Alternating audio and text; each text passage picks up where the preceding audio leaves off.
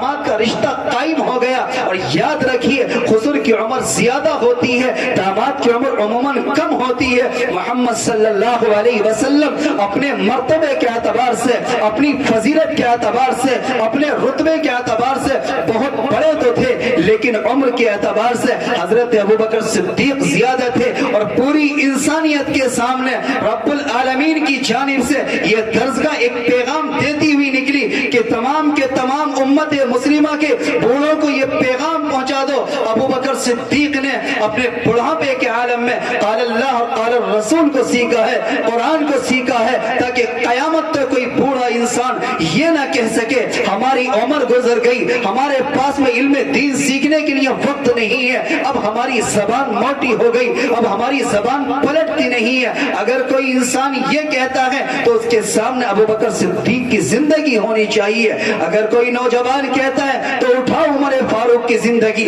اگر کوئی دولت والا، بلڈنگ والا، کوٹھی والا کہتا ہے کہ فرصت نہیں ملتی، مالداری میں پھنس گئے، فیکٹری میں پھنس گئے اور دولت میں پھنس گئے، کام اتنا زیادہ بڑھ گیا کہ نمازوں کے لالے پڑتے ہیں، اس کے سامنے عثمان غنی کی زندگی اٹھا کر کے رکھ دو۔ اگر کوئی طالب علم کوئی یہ کہتا ہے، کوئی بچہ جوان العمر جو جوانی کی دہلیز پر قدم رکھ چکا ہو، جس نے اپنی جوانی کی دہلیز پر قدم رکھا ہو اور وہ یہ کہتا ہے اب تو جوانی کا جوش ہے، اب تو خیالات دماغ کو پریشان کرتے ہیں، اس کے سامنے حضرت حیدر کرار، حضرت علی کرم اللہ وجہہ کی زندگی ہونی چاہیے۔ یہ خلفائے راشدین کی زندگی میرے اور آپ کے لیے نمونہ ہے۔ محمد الرسول اللہ صلی اللہ علیہ وسلم کا مدرسہ چلتا ہے، مسجد نبوی ایک جانب ہے، صفہ چبوترا ایک جانب ہے، وہاں پر تعلیم پانے والے ابوبکر صدیق بھی ہیں، وہاں پر تعلیم پانے والے عمر فاروق بھی ہیں، وہاں پر تعلیم پانے والے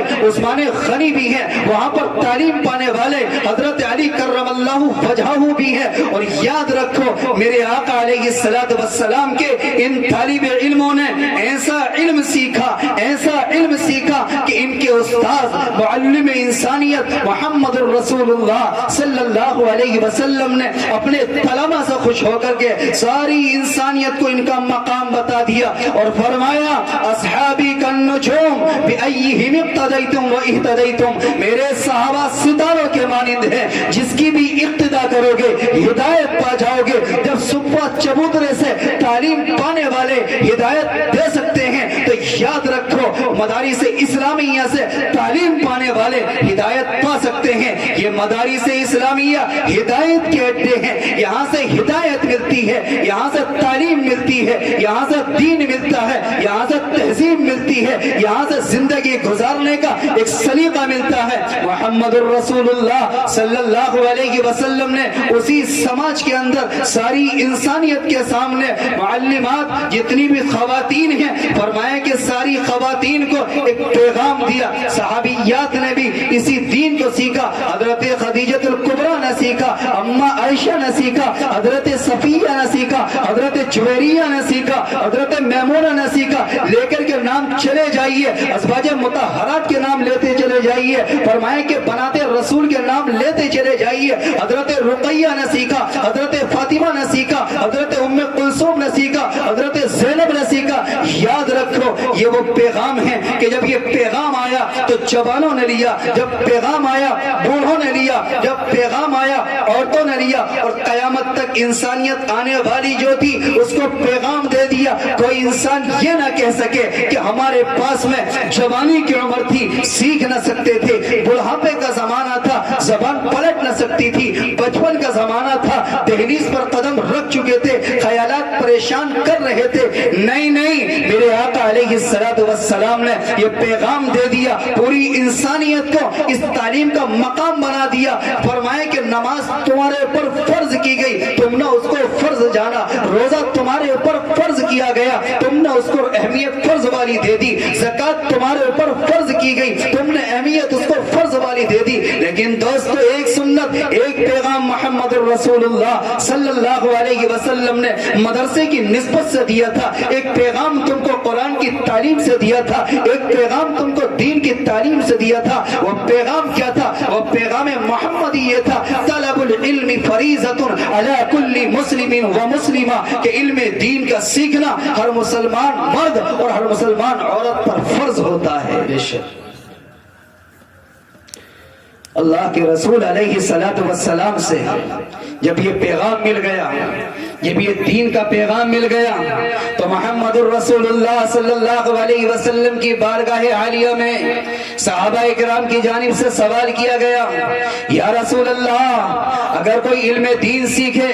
علم دین کو حاصل کرے، مدرسے کے اندر چلا جائے، اپنی زندگی کو وقف کر دے، قرآن کے نام پر اپنی زندگی کو لگا دے، حدیث کے نام پر اپنی زندگی کو لگا دے، محمد رسول اللہ کی تعلیمات کے نام پر اس کا کیا مقام ہے، اس کا کیا اجر ہے، تو میرے آقا علیہ السلام کی زبان مبارک سے نکلنے والے جملے پوری انسانیت کے لیے پیغام بن جاتے ہیں۔ میرے آقا علیہ السلام نے ارشاد فرمایا، من خرج فی طلب العلم فہو فی سبیل اللہ حتی یرجع الی بیتہ، فرمایا کہ جو انسان علم دین حاصل کرنے کے لیے نکلتا ہے وہ اللہ کے راستے میں ہوتا ہے یہاں تک کہ وہ لوٹ کر کے آ جائے۔ اللہ، ہم اس کو سمجھتے ہیں یہ اپنے کھانے پینے کے ڈھرے ہیں، ہم اس کو سمجھتے ہیں یہ اپنی اپنی دکانیں ہیں۔ یاد رکھنا، ان دکانوں کا، ان پڑھنے والوں کا، ان پڑھانے والوں کا مقام اس وقت معلوم ہوگا جب میرے آقا علیہ السلام نے جو خوشخبریاں دی تھی، جب میرے آقا علیہ السلام نے ساری انسانیت کے سامنے ایک پیغام دیا تھا۔ میرے آقا علیہ السلام نے فرمایا تھا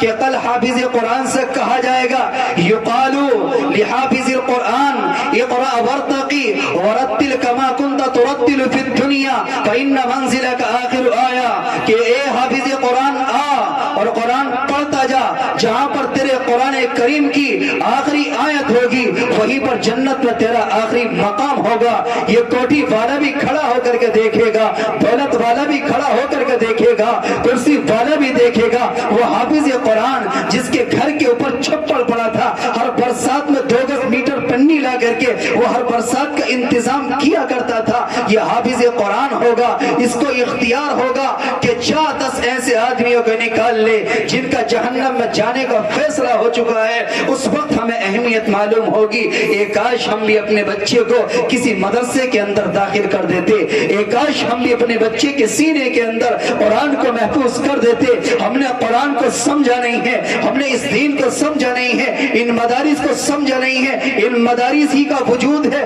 کہ وقت پر نماز امام صاحب کے پیچھے مل رہی ہے، ان مدارس کے وجود کی برکت ہے۔ علماء جب چاہتے ہیں تم جہاں چاہتے ہو وہ مسئلہ دریافت کر لیتے ہو، ورنہ تو یاد رکھنا ہمارے اور تمہارے کھانے میں اور جانوروں کے کھانے میں کوئی فرق نہیں رہ جائے گا۔ ہمیں نہیں معلوم ہے کون سی چیز ہمارے لیے حلال ہے، کون سی چیز ہمارے لیے حرام ہے۔ اگر علماء کی رہنمائی نہ ملے، اگر علماء کی قیادت نہ ملے، اگر علماء کی رہنمائی نہ ملے، اگر علماء کی رہبری نہ ملے، تو یاد رکھنا یہ قرآن ہمیں جو تعلیم دیتا ہے وہ تعلیم ہم تک نہیں پہنچ سکتی۔ یہ قرآن جو ہم کو دین دیتا ہے وہ دین ہم تک نہیں پہنچ سکتا۔ اس دین کو پہنچانے کے لیے، اس تعلیم کو ہم تک دینے کے لیے ان مدارس اسلامیہ نے وہ اہم کردار ادا کیا ہے کہ کوئی یونیورسٹی اور کوئی کالج اور کوئی دنیا کا جامعہ جو اپنے وقت کا ڈگری کا مالک ہو لیکن وہاں پر قرآن کی تعلیم نہ دی جاتی ہو، وہ اس قرآن کی اہمیت کے برابر نہیں ہو سکتا ہے۔ بے شک